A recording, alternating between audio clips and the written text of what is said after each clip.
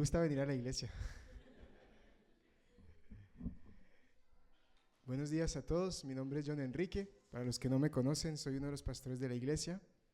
Y bueno, nuevamente les doy la bienvenida a este sitio, a este lugar, donde rendimos culto al Señor. Le hemos adorado, hemos cantado y ahora vamos a escuchar su palabra.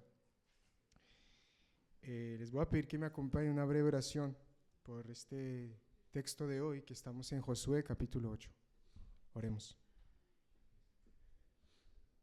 Padre, aquí estamos, Dios, tu pueblo reunido para escuchar tu voz. Bendícenos, Señor, con tu palabra. Cambia nuestras mentes, cambia nuestros corazones. Moldéanos, Señor, transforma nuestras vidas por medio de la renovación de nuestro entendimiento. Cambia, Señor, lo que nosotros no podemos. Que tu Santo Espíritu obre en estos vasos de barro que estamos aquí, Dios. Que no sean mis palabras, sino que sea tu poder en este lugar, convenciendo, convirtiendo corazones, Dios. Te lo pedimos en el nombre de Jesús. Amén. Quisiera empezar con un ejercicio. Me gustaría que ustedes intenten recordar cómo se sintieron la última vez que le compartieron el Evangelio a alguien. Si de pronto aquí hay personas que nunca han compartido el Evangelio, también podemos hacer otro ejercicio. Intenta imaginarte que sales de este sitio y Dios te dice: comparte el Evangelio a la primera persona que te cruces. ¿Cómo te empiezas a sentir pensando en eso? Quizás te preguntas: ¿qué le voy a decir? ¿Cómo empiezo? ¿Cómo lo abordo? ¿O cómo va a reaccionar a lo que le voy a decir? ¿Será que me va a escuchar? ¿O me va a rechazar? ¿Será que se va a burlar? ¿O será que me va a sacar preguntas y argumentos que yo no estoy preparado para enfrentar?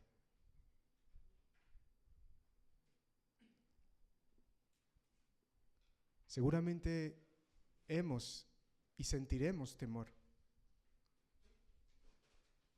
de ir hacia una persona, de hablarle del Evangelio, de las buenas nuevas de Dios. El año pasado, para el cumpleaños de la Reforma, salimos aquí a la plaza, a la rotonda de Mar de Cristal, a compartir el Evangelio con otros jóvenes. Y se siente temor. Yo me sentí como el día que le iba a pedir matrimonio a mi esposa,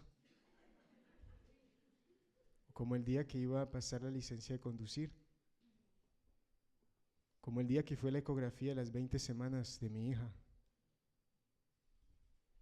como el día que fui a aquella entrevista de trabajo, anhelando con todas mis fuerzas que me escogieran. Tenía temor al fracaso, temor a que las cosas no salieran bien, temor a no ser suficiente.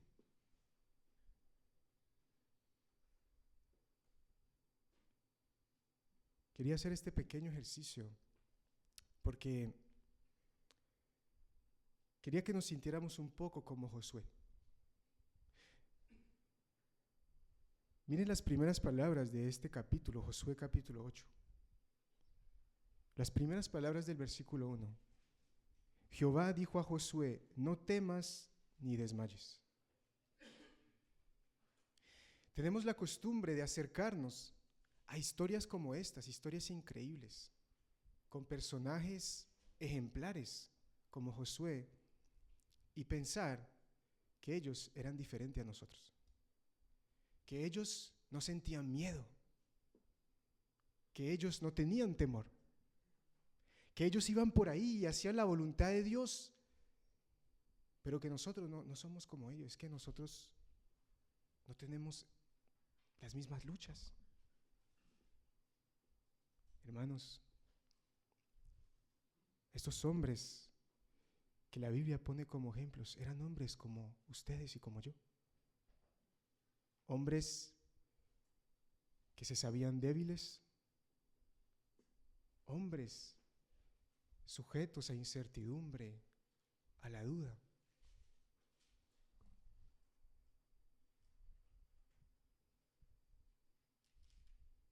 Y la palabra de Dios en todas sus páginas quiere enseñarnos lo que dijo Pablo. La excelencia del poder es de Dios, no de nosotros. Nosotros somos simples vasos de barro. Eso es lo que somos, hermanos. Eso era este pueblo, estos soldados, este capitán que estamos siguiendo desde Josué capítulo 1. Y hoy vamos a meditar en un capítulo más de esta conquista.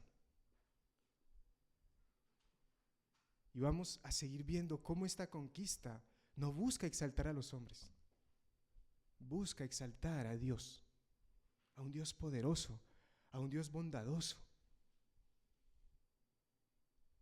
Y también, hoy especialmente, quiero que meditemos en quiénes son aquellas personas hacia quienes ese poder de Dios se inclina. Porque veremos que el poder de Dios no se inclina a cualquiera. Así que acompáñeme a leer, ahora sí, del versículo 1 hasta el versículo 17. Josué 8, del 1 al 17. Jehová dijo a Josué: no temas ni desmayes. Toma contigo toda la gente de guerra y levántate y sube a Ai. Mira, yo he entregado en tu mano al rey de Ai, a su pueblo, a su ciudad y a su tierra. Y harás a Ai y a su rey como hiciste a Jericó y a su rey. Solo que sus despojos y sus bestias tomaréis para vosotros. Pondrás pues emboscada la ciudad detrás de ella. Entonces se levantaron Josué y toda la gente de guerra para subir contra Ai. Y escogió Josué 30,000 hombres fuertes, los cuales envió de noche, y les mandó diciendo: atended, pondréis emboscada la ciudad detrás de ella. No os alejaréis mucho de la ciudad, y estaréis todos dispuestos. Y yo y todo el pueblo que está conmigo nos acercaremos a la ciudad, y cuando salgan ellos contra nosotros, como hicieron antes, huiremos delante de ellos. Y ellos saldrán tras nosotros, hasta que los alejemos de la ciudad, porque dirán: huyen de nosotros como la primera vez. Huiremos pues delante de ellos. Entonces vosotros os levantaréis de la emboscada y tomaréis la ciudad, pues Jehová vuestro Dios la entrega en vuestras manos. Y cuando la hayáis tomado, le prenderéis fuego. Haréis conforme a la palabra de Jehová. Mirad que os lo he mandado. Entonces Josué los envió, y ellos se fueron a la emboscada, y se pusieron entre Betel y Ai, al occidente de Ai, y Josué se quedó aquella noche en medio del pueblo. Levantándose Josué muy de mañana, pasó revista al pueblo, y subió él con los ancianos de Israel delante del pueblo contra Ai. Y toda la gente de guerra que estaba con él subió y se acercó, y llegaron delante de la ciudad, y acamparon al norte de Ai, y el valle estaba entre él y Ai. Y tomó como 5,000 hombres, y los puso en emboscada entre Betel y Ai, al occidente de la ciudad. Así dispusieron al pueblo todo el campamento al norte de la ciudad y su emboscada al occidente de la ciudad. Y Josué avanzó aquella noche hasta la mitad del valle. Y aconteció que, viéndolo el rey de Ai, él y su pueblo se apresuraron y madrugaron, y al tiempo señalado los hombres de la ciudad salieron al encuentro de Israel para combatir, frente al Áraba, no sabiendo que estaba puesta emboscada a espaldas de la ciudad. Entonces Josué y todo Israel se fingieron vencidos y huyeron delante de ellos por el camino del desierto. Y todo el pueblo que estaba en Ai se juntó para seguirles, y siguieron a Josué, siendo así alejados de la ciudad. Y no quedó hombre en Ai ni en Betel que no saliera tras de Israel, y por seguir a Israel, dejaron la ciudad abierta. Vamos a detenernos aquí. Hay algo que debe quedar claro, como venimos diciéndolo. El protagonista en la conquista, el protagonista en esta escena es Dios. Nuestros corazones están inclinados a buscar reconocimiento propio. Por eso nuestros ojos fácilmente buscan los méritos humanos. Buscamos quizás el esfuerzo de Josué, de estos hombres, o su habilidad para la guerra, para pelear, para luchar. Pero aquí la gloria no es para Josué, no es para su ejército. La gloria es completamente para Dios.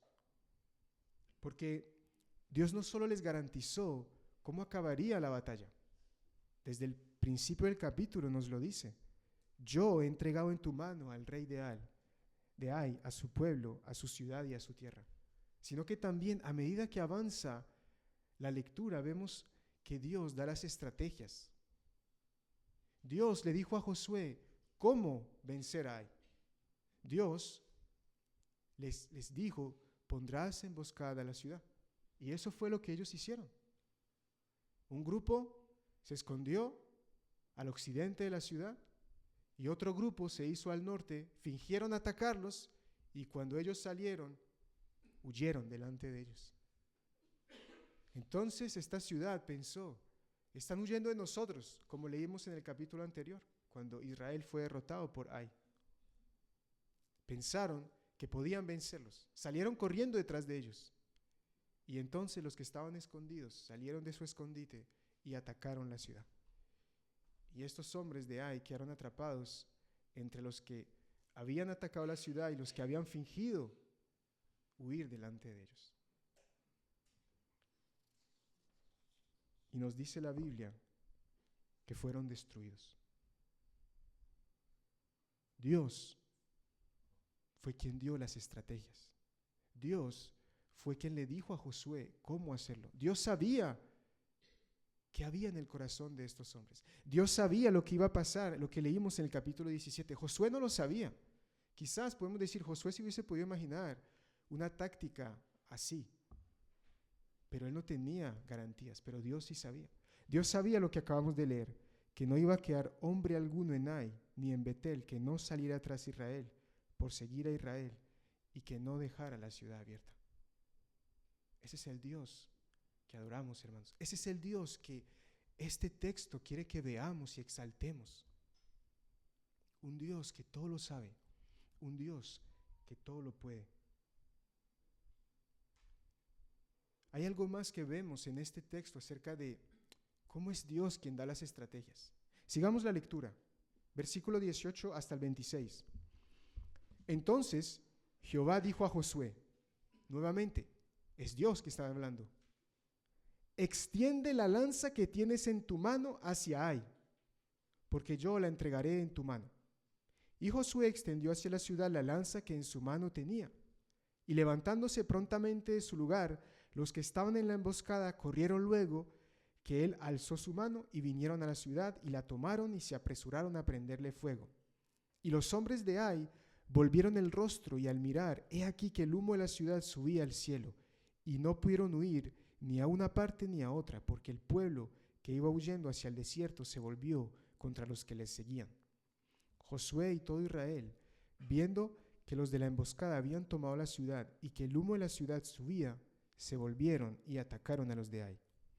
Y los otros salieron de la ciudad a su encuentro, y así fueron encerrados en medio de Israel, los unos por un lado y los otros por el otro lado.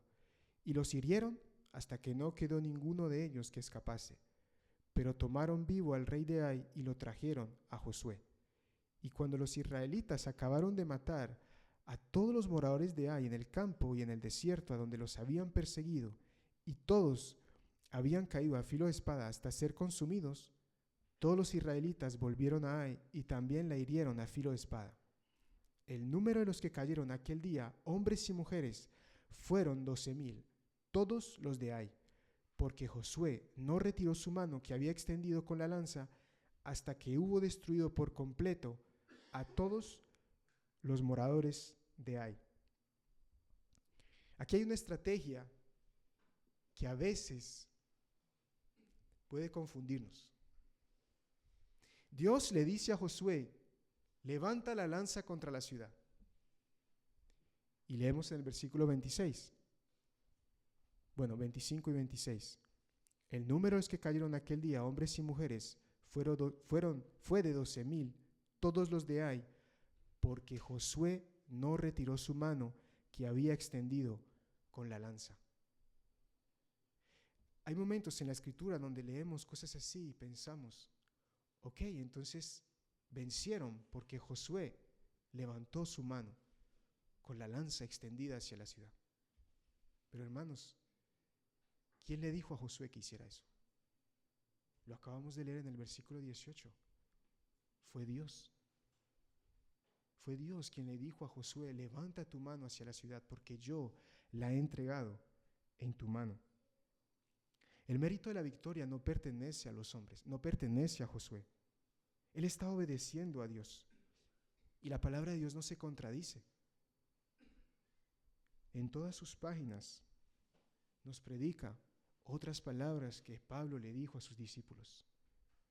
2 Corintios 3:5. No que seamos competentes por nosotros mismos para pensar algo como de nosotros mismos, sino que nuestra competencia proviene de Dios. Quiero que meditemos en nuestros corazones. Estas historias tienen que servirnos a nosotros como ejemplos. Nosotros estamos llamados a servir a Dios, a hacer su voluntad.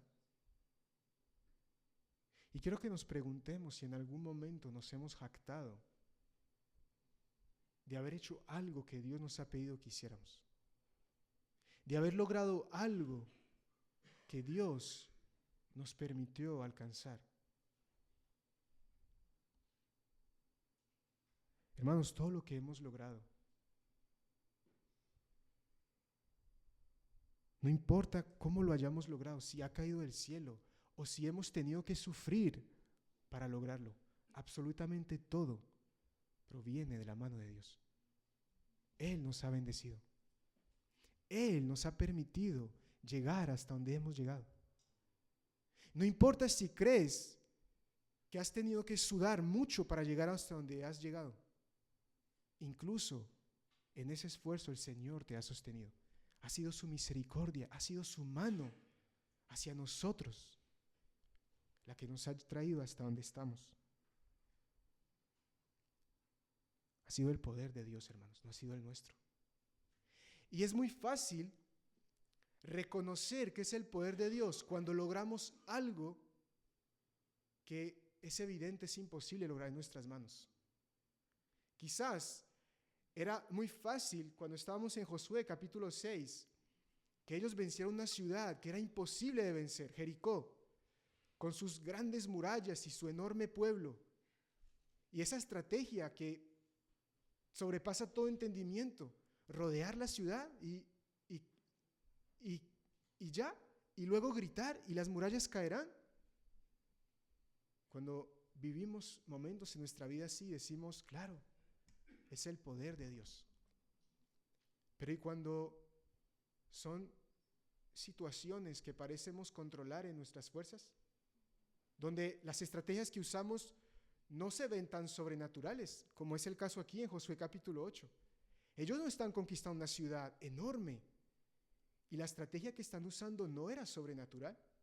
Era una táctica militar que seguramente muchos otros habían usado antes y que fácilmente cualquier hombre se podría atribuir.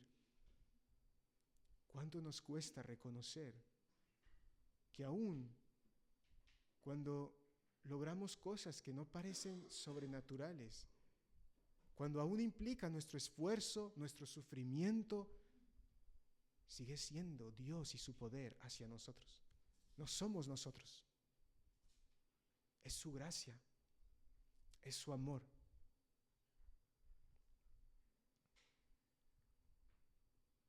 En Ai solamente habían 12,000 personas, contando a las mujeres. Y solamente los hombres de guerra de Israel eran 30,000. Nos dice aquí que Josué escogió a 30,000. Seguramente había más en el campamento, y mucho más si contamos a las mujeres. No parecía un enemigo difícil de derrotar. Sin embargo, Dios les enseñó desde el capítulo 7 que era Él, que tenían que depender de Él, que si no dependían de su poder, iban a ser derrotados. Hermanos, ¿cuántas cosas en nuestra vida nos atribuimos cuando son el fruto del poder de Dios? No somos nosotros. Si nuestros corazones han sido transformados, mudados, cambiados, no es por nosotros, hermanos. Es por el poder de Dios.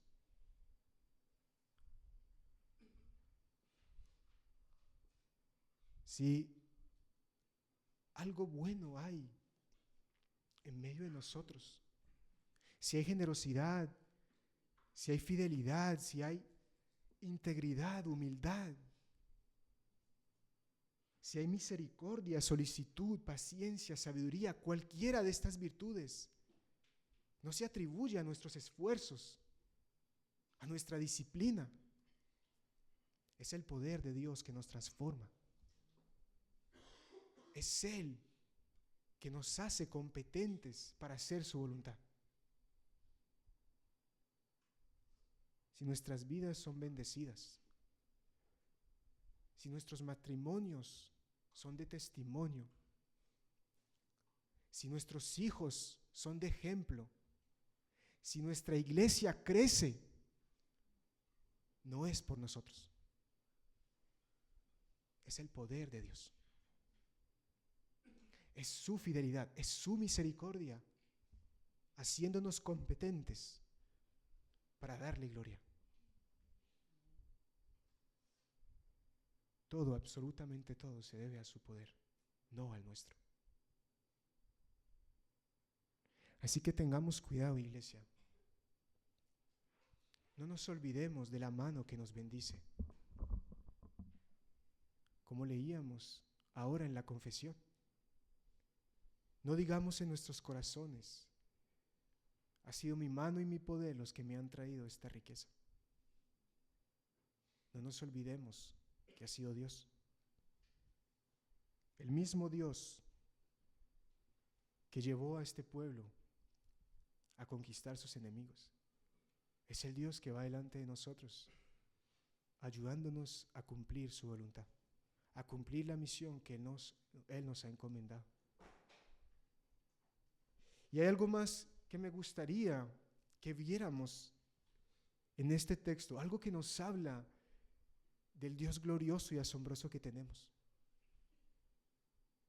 Este capítulo funciona un poquito en paralelo con Josué capítulo 6, con la conquista de Jericó. Como lo hemos venido viendo, he hecho comparaciones. Hay muchas similitudes. De la misma manera que Dios entregó a Jericó en manos de Josué y de Israel, entregó a Ai. De hecho, si comparas Josué 6, versículo 2 con Josué 8, versículo 1, las palabras de Dios a Josué son casi las mismas. Mira, yo he entregado en tu mano a esta ciudad y a su rey. Pero existe un punto de diferencia en lo que Dios le dice a Josué en un caso y en otro. Quiero que lo leamos. Por favor, devolvámonos a Josué capítulo 6 y leamos los versículos 18 y 19, lo que Dios le había dicho a Josué acerca de Jericó. Josué 6, 18 y 19. Pero vosotros guardaos del anatema, ni toquéis ni toméis alguna cosa del anatema, no sea que hagáis anatema el campamento de Israel y lo turbéis. Mas toda la plata y el oro y los utensilios de bronce y de hierro sean consagrados a Jehová y entren en el tesoro de Jehová. Dios les prohibió tocar las riquezas de Jericó. Ellos no tenían derecho a coger del botín. Tenían que destruir todo excepto lo que iba a ir al templo. El oro, la plata, estos utensilios que acabamos de leer. pero para ellos no había nada.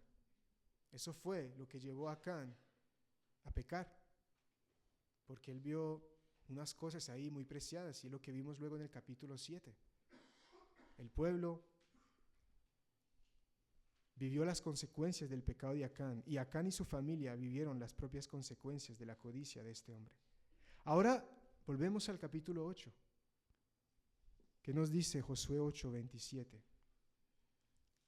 Pero los israelitas tomaron para sí las bestias y los despojos de la ciudad, conforme a la palabra de Jehová que le había mandado a Josué. Dios le permitió a su pueblo tomar del botín. En Jericó no podían, pero ahora ellos tenían derecho a participar de las riquezas del pueblo que habían vencido. Y esto tiene que llevarnos a alabar a Dios. Porque algo que puede desanimar nuestra alabanza no es solamente creer que logramos las cosas por nuestros esfuerzos, por nuestro propio poder. Eso no es lo único que mina nuestra alabanza a Dios, que nos impide reconocer que Él es glorioso, no nosotros. También hay otra cosa que a veces sucede en nuestros corazones. Y es que sabemos que Él es poderoso, sabemos que Él es glorioso, sabemos que Él todo lo puede y no nosotros, pero dudamos de si su mano está abierta hacia nosotros para bendecirnos. Dudamos de si realmente el corazón de nuestro Dios quiere enriquecernos. A veces nos dejamos engañar y pensamos, sí, Dios es todopoderoso, Dios todo lo puede, pero Él quiere empobrecerme, Él no quiere bendecirme, Él no quiere mi bien. Él envía todas estas dificultades, todos estos desafíos a mi vida, porque lo único que quiere es abatirme. Pero eso no es lo que dice la Escritura, hermanos. Dios no es un Dios que tenga la mano cerrada con su pueblo. Dios no quiere empobrecer a los suyos. Dios quiere bendecir a su pueblo. El mismo Dios que le predicó Jeremías a Israel en la deportación, que dijo en el capítulo 29, versículo 11, transmitiendo las palabras de Dios: porque yo sé los pensamientos que tengo acerca de vosotros, dice Jehová, pensamientos de paz y no de mal, para daros el fin que esperáis. Jeremías 29:11. Ese es el Dios que la Biblia quiere que veamos. Dios no quiere que confíes en Él, sabiendo que Él es poderoso para bendecirte, pero dudando de si realmente Él es bueno para contigo. Empezábamos este culto leyendo en el Salmo capítulo 100. Alabadle, porque Él es bueno, porque para siempre es su misericordia. Podemos alabarle conscientes, convencidos de que su bondad hacia nosotros es segura, que su misericordia hacia su pueblo es verdadera, hermanos. Él quiere bendecir a los suyos. Él quiere bendecir a su pueblo.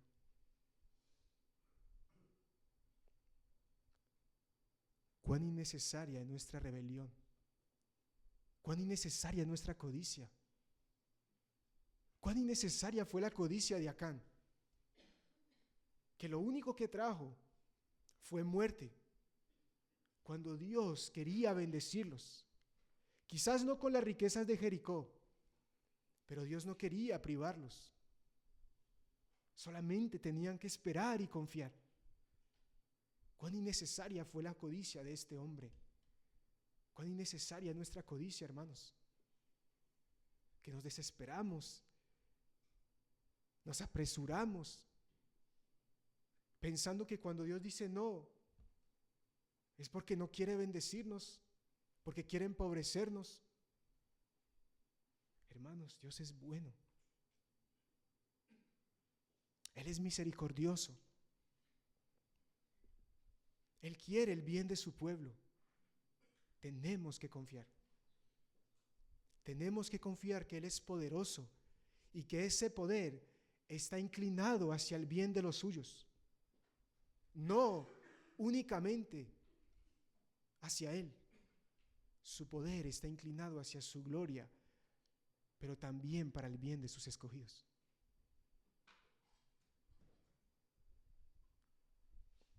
Y esto me permite hacer una transición al siguiente punto. Algo que también creo que vemos en este texto. Algo de lo que muchos falsos maestros han abusado. Y es, ¿quiénes son esos escogidos? ¿Quién es ese pueblo hacia quien Dios inclina a su favor? ¿Quiénes son esas personas que Dios llama los suyos? Porque hablar de esto, de un Dios que quiere enriquecernos, hoy en día es muy popular. El problema es que algunas personas se lo dicen a gente que realmente no es del pueblo de Dios. Quiero que leamos versículos 28 y 29, siguiendo la lectura. Y Josué quemó a Ai y la redujo a un montón de escombros, asolada para siempre hasta hoy. Y el rey de Ai lo colgó de un madero hasta caer la noche, y cuando el sol se puso, mandó Josué que quitasen del madero su cuerpo y lo echasen a la puerta de la ciudad, y levantaron sobre él un montón de piedras que permanece hasta hoy. ¿No parece que todas estas lindas intenciones de Dios podamos aplicarlas a los moradores de Ai? Miran cómo terminaron.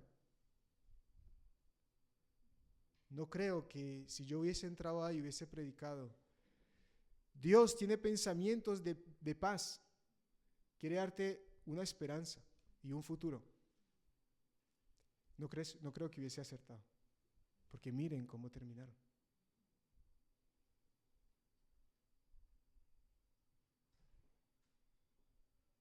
La expresión del poder de Dios hacia ellos no fue para bendición, sino para juicio.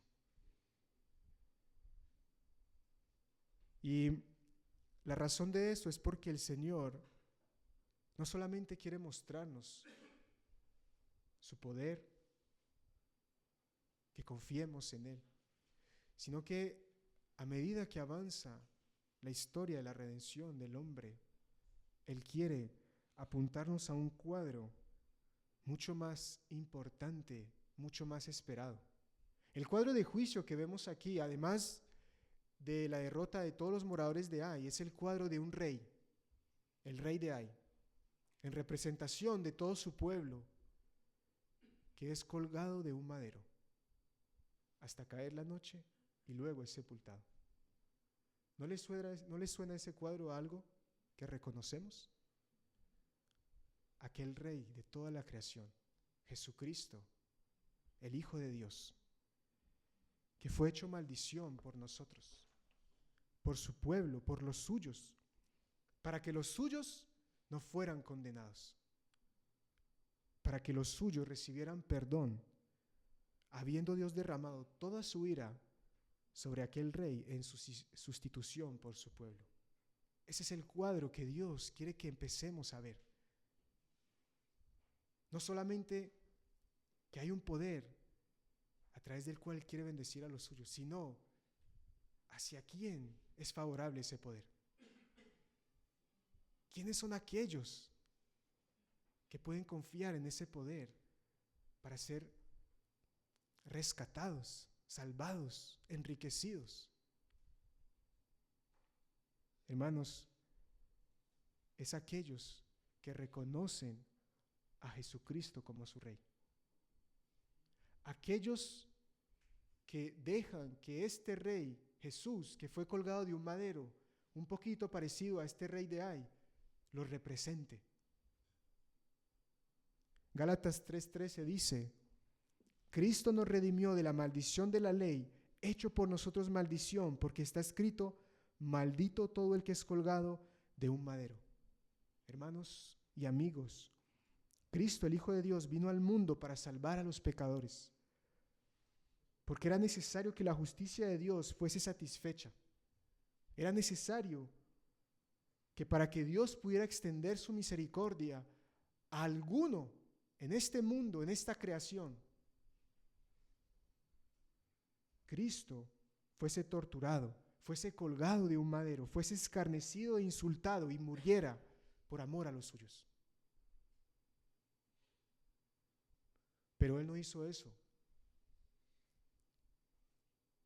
para que todos los pecadores, independientemente de su posición hacia Cristo, fueran salvos. Porque si así fuera, los de Ai no hubiesen terminado como terminaron. Si así fuera, los de Jericó no hubiesen terminado como terminaron, sino que hubiese pasado lo mismo con todos que pasó con Rahab. Y Dios lo hubiese hecho también con los de Ai. Y lo hubiese seguido haciendo con todos aquellos pueblos que vamos a leer en las siguientes prédicas que Dios manda a destruir. Pero no es lo que Dios hizo. Porque la Escritura quiere darnos a entender que para ser contado como parte del pueblo de Dios, para poder ser aquellos hacia quien Dios extiende favorablemente aquel poder, aquella salvación, aquella misericordia, como lo hizo con Josué, como lo hizo con Israel, como lo hizo con Rahab, tenemos que tener fe en Él. Tenemos que reconocer que Él es nuestro Rey. Que ese que se hizo maldición en ese madero nos representa.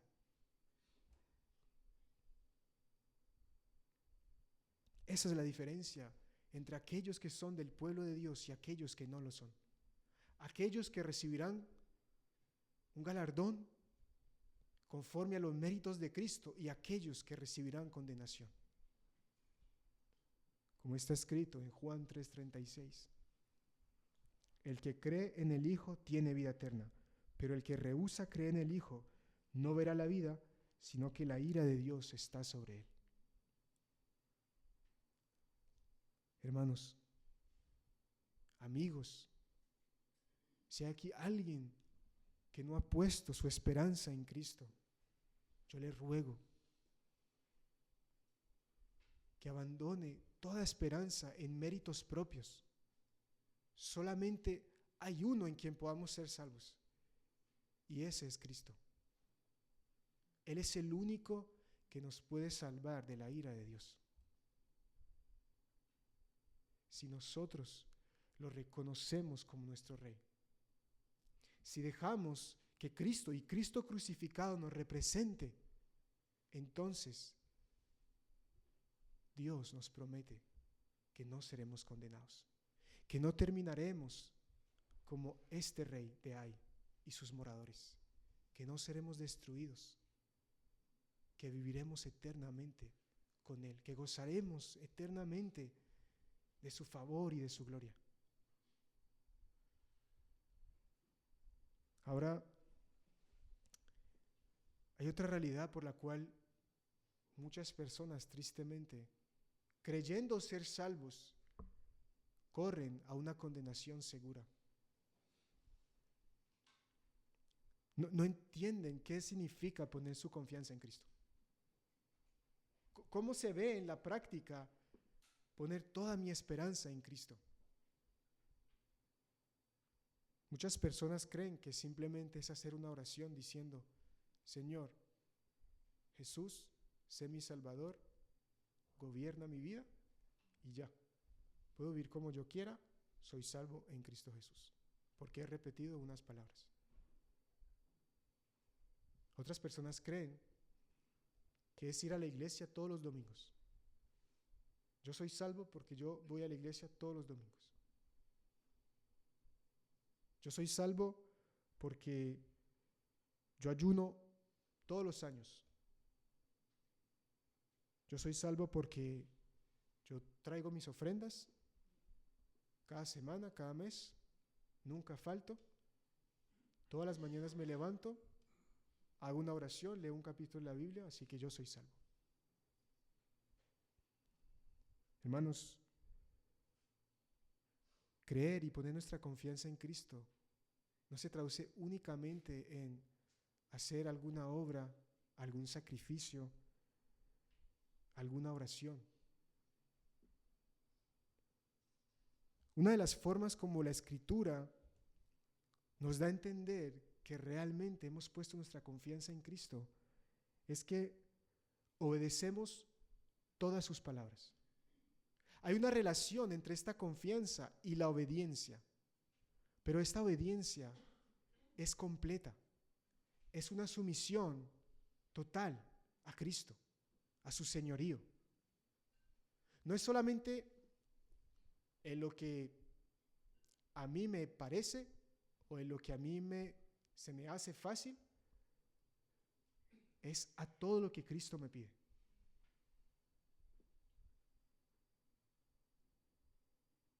En este capítulo hay una conclusión y es a través de la renovación de un pacto. Quiero que leamos y que entendamos cómo la renovación de este pacto funciona a la par de lo que estamos viendo. Esta dependencia al poder de Dios, pero también una obediencia a su palabra. Veamos los versículos 30 al 35.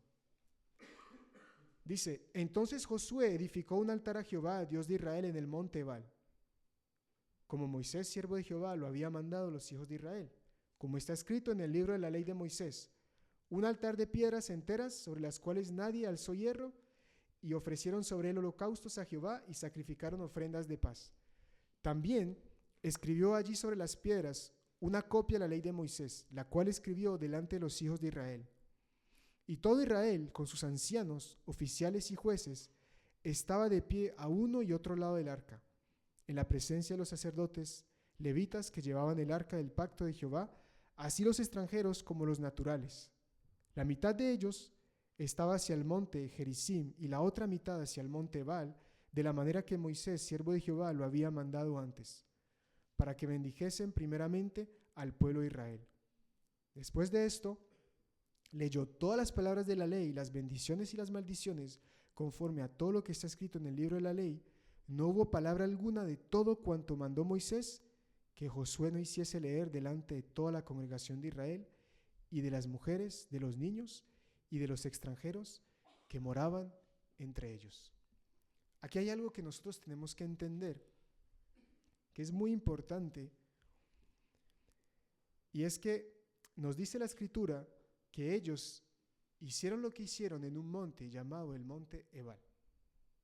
Resulta que el monte Ebal no está enfrente de Ai.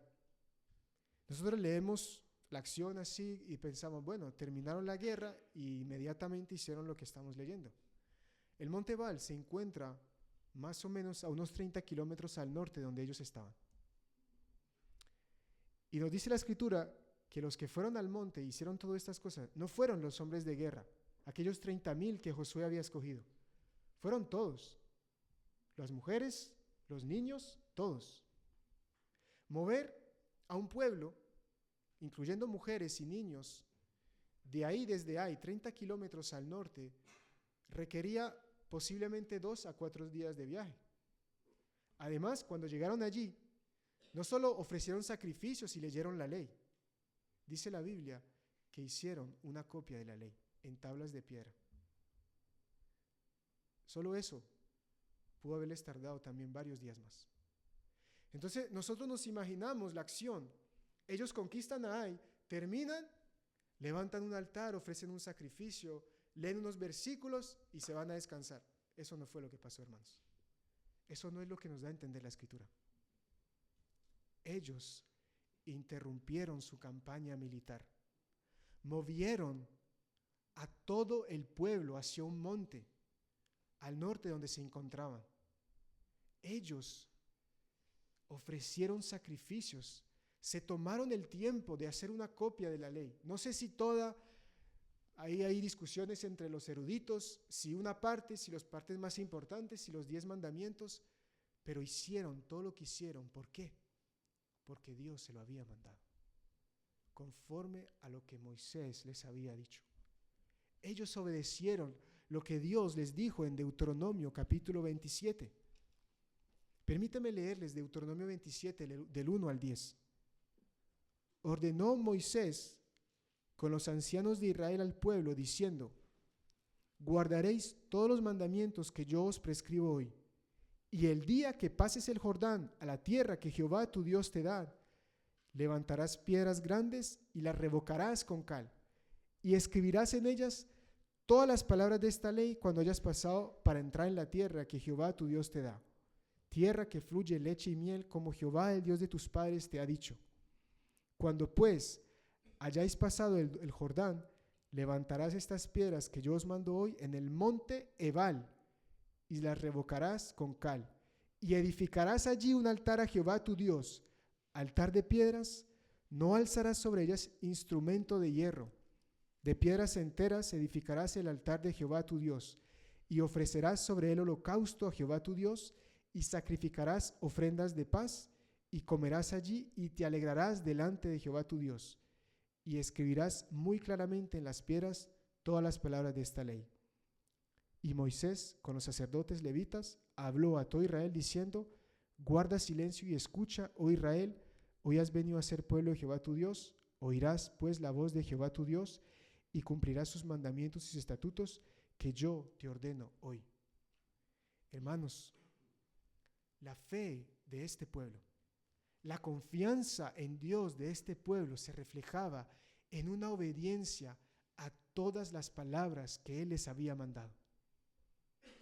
No cuando a ellos les convenía, no cuando les parecía lógico.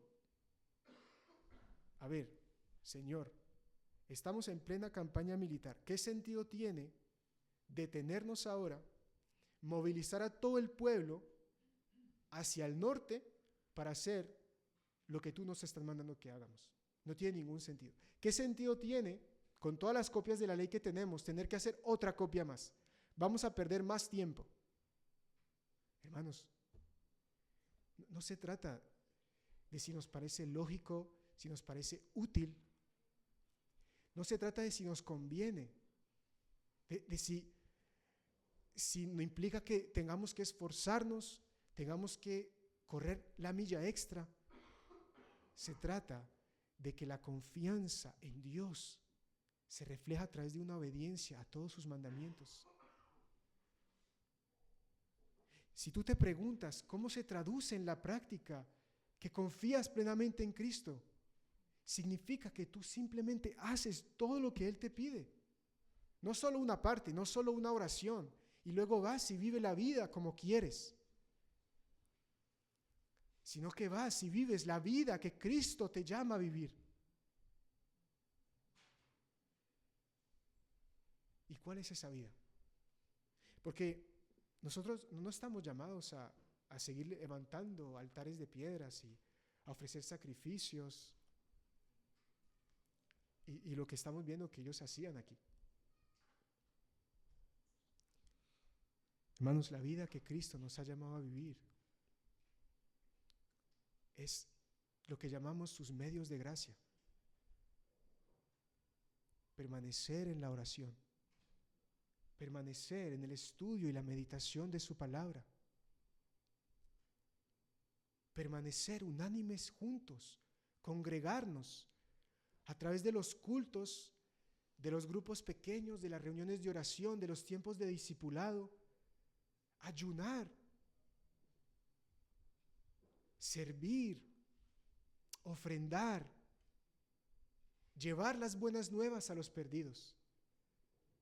Esa es la vida que Cristo nos ha llamado a vivir allá afuera. Si te preguntas cómo se ve una vida que confía en Cristo, que ha puesto toda su confianza en Él, es una vida que le dice al Señor: no, Señor, estoy cansado de la guerra, no me pides que vaya a ese monte a hacer eso. No me pidas que siga orando, no me pidas que ayune, no me pidas que me congregue, estoy muy cansado, no me pidas que vaya y le hable a esta persona, no me va a escuchar. Además, yo no soy bueno para hablarle a los demás de ti. si confiamos en Cristo, haremos cualquier cosa que Él nos pida. Le obedeceremos, lo seguiremos hasta el fin del mundo, porque Él es nuestro Rey. Hermanos, no nos engañemos. No podemos decir que confiamos en el Hijo, pero que nos resistimos a sus mandamientos, que nos resistimos a hacer su obra, que nos resistimos a llevar la conquista que Él nos ha pedido que llevemos.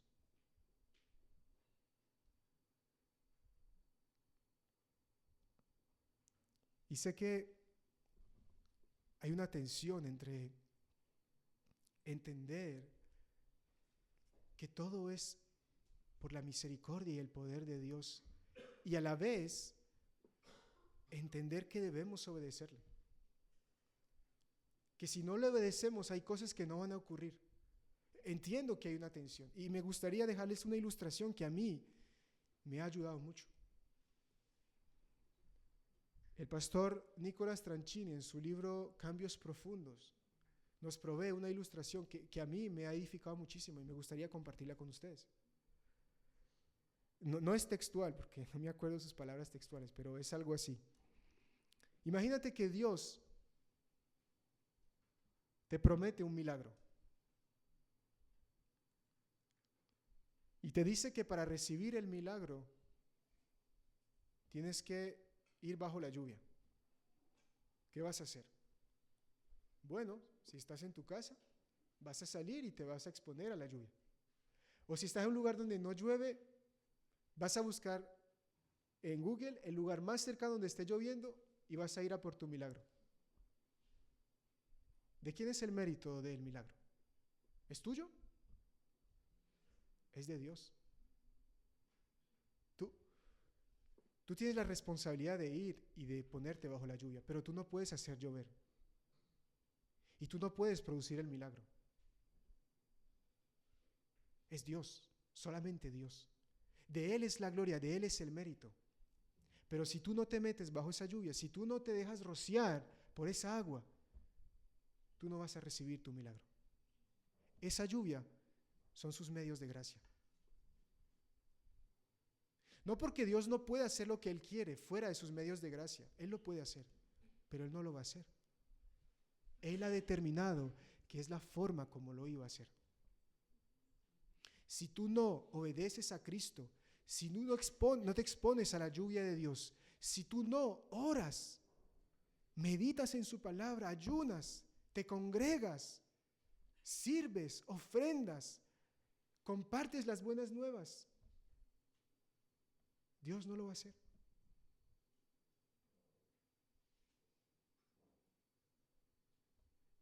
Quiero que entendamos, hermanos, que Dios no es un mago que te va a tocar con su varita. Ahí estés tú escondido donde tú estés. Él está esperando que tú te expongas a sus medios de gracia. Es ahí donde Él ha decidido obrar en nuestras vidas, obrar en nuestros corazones. Uno de esos medios de gracia es la predicación de su palabra. Dios puede convertir a los incrédulos, Dios puede hacer que las piedras hablen, pero no es el medio que Él ha escogido.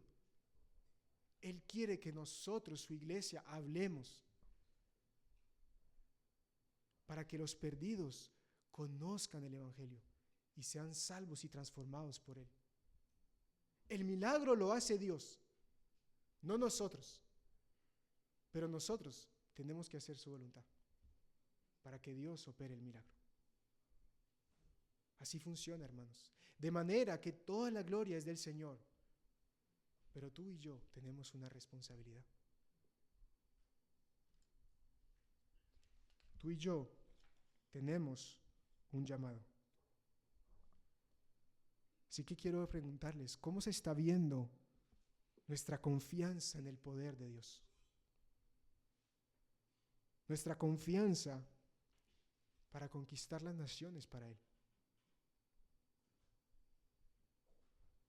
¿Nos estamos exponiendo a la lluvia de Dios? ¿Estamos usando los medios que Él nos ha dado? Lo estamos buscando en oración.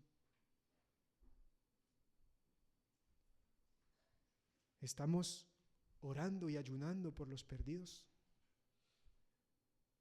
Estamos profundizando en el conocimiento de su evangelio para predicarles a los demás.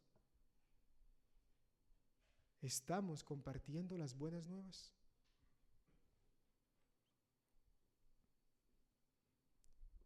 Hermanos, Dios hará la obra.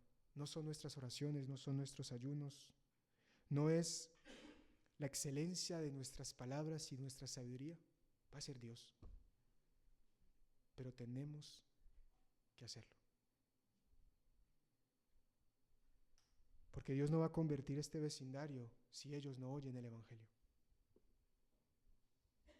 Dios no va a convertir esta ciudad y este pueblo si ellos no oyen el evangelio. Así lo ha determinado Él. Así que quiero que entendamos de lo que habla este capítulo, aunque lo estoy dirigiendo a una aplicación muy concreta. Este capítulo nos habla de lo que es la dependencia y la confianza en el poder de Dios. Cómo esa confianza se traduce, ¿no? Lo vimos aquí con Josué y todo Israel. Pero yo quiero que meditemos en cómo se está viendo nuestra confianza en Cristo para alcanzar a los perdidos. Esa es mi aplicación de hoy. Mira, el próximo viernes y sábado tenemos una exposición de arte aquí en nuestro local. El objetivo de eso no es darnos cuenta de lo bonito que pintan nuestros hermanos aquí y las personas que vienen del extranjero. El objetivo de esto, hermanos, es hacer un puente con esta comunidad, es acercarlos al evangelio, es compartirles las buenas nuevas. Así que me gustaría animarlos en esta oportunidad, en esta iniciativa y en muchas otras, o en su vida personal, haciendo evangelismo en su trabajo, con su familia. Yo quiero animarlos, hermanos. Quiero animarlos a que obedezcamos a Cristo, llevando el mensaje, el evangelio. Y si alguien aquí no quiere hacerlo, no se siente, ¿cómo se dice esto? Como concernido, como señalado, como bueno, esto mejor se lo dejo a otras personas en la iglesia. Yo quiero que le pida perdón al Señor.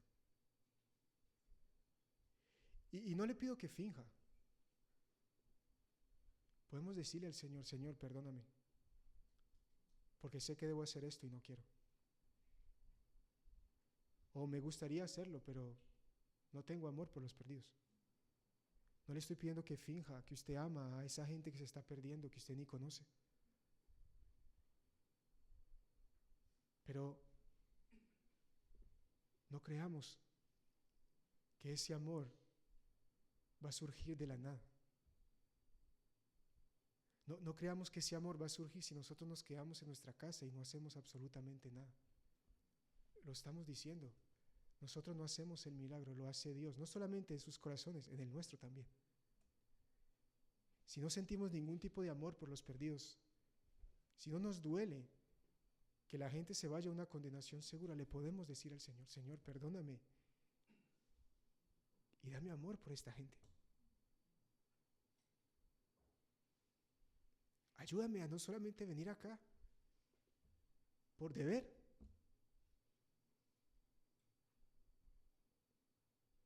hermanos, el amor hacia los perdidos no es algo natural,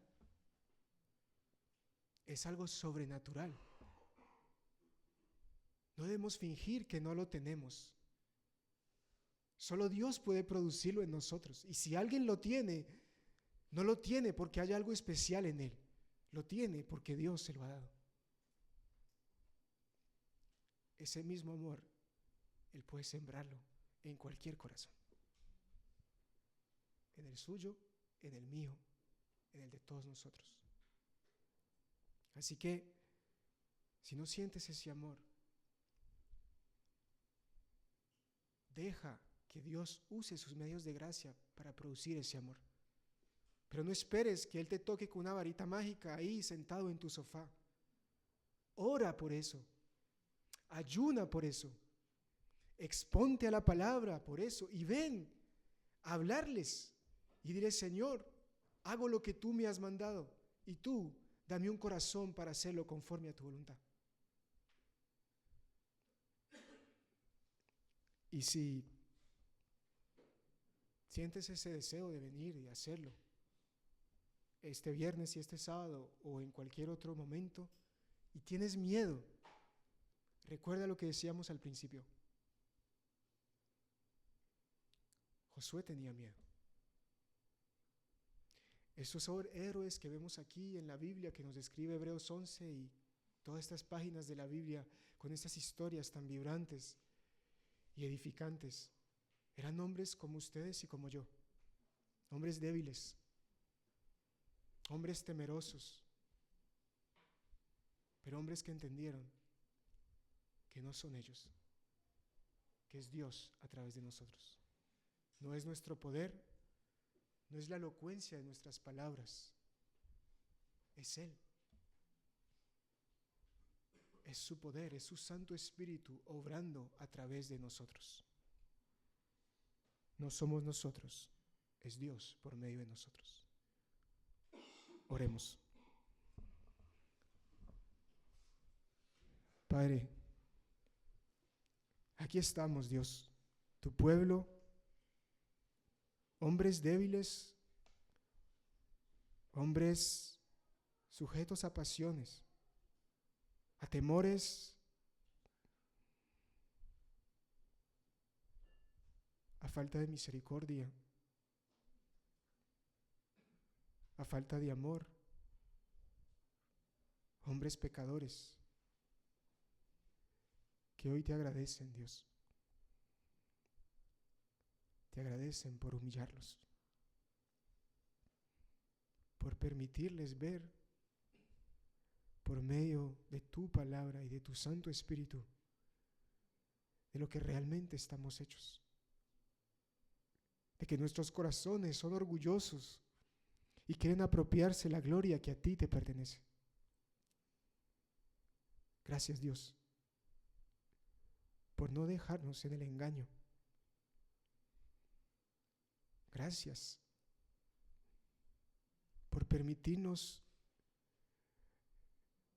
mirar hacia nosotros mismos y entender de qué estamos hechos. Que te hemos fallado porque estamos pensando que algo puede venir de nosotros como si fuéramos competentes por nosotros mismos. Gracias, Dios, porque humillándonos de esta manera nos permites venir en arrepentimiento y fe a ti, a Cristo, pidiendo perdón, pidiendo que nos ayude. Ayúdanos, Señor, a no vivir para nosotros, a no vivir por nuestros méritos, a descansar en los tuyos y a hacer tu voluntad. Por el amor que impacta nuestros corazones por medio del Evangelio de Jesucristo, a dejar de vivir para nosotros, para nuestra propia gloria, para nuestros deseos y a vivir para el Hijo de Dios, aquel que se entregó por nosotros por amor. Gracias, Jesús. Gracias por ese amor que tiene el poder de transformar nuestras vidas. Ese amor que tiene el poder de hacerme amar a aquellos que no soy capaz de amar en mis fuerzas, a aquellos que se pierden, a aquellos que me odian, a aquellos que me hacen daño, a aquellos que me insultan, que se burlan de mí, que no me escuchan. Gracias, Jesús, porque por tu amor sobrenatural tú puedes cambiar mi corazón. Tú puedes hacerme, Señor, amar a aquellos que tú amas y ir por ellos, Señor, para predicarles tus buenas nuevas. Haz de tu iglesia, Señor, un pueblo, un real sacerdocio, una nación, Señor, que viva para contar las virtudes de aquel que los llamó de las tinieblas a tu luz admirable. Haz de nosotros, Señor, siervos de tu justicia, predicadores de tu palabra, de tus buenas nuevas, de tu santo evangelio, el evangelio de nuestra salvación. Te pedimos, Señor, por nuestra actividad del próximo fin de semana. Oh, Señor, glorifícate en este lugar. Glorifícate, Señor, en la vida de aquellos que entren aquí, que sean alcanzados, Señor, por tu misericordia. Te lo pedimos en el nombre de Jesús. Amén.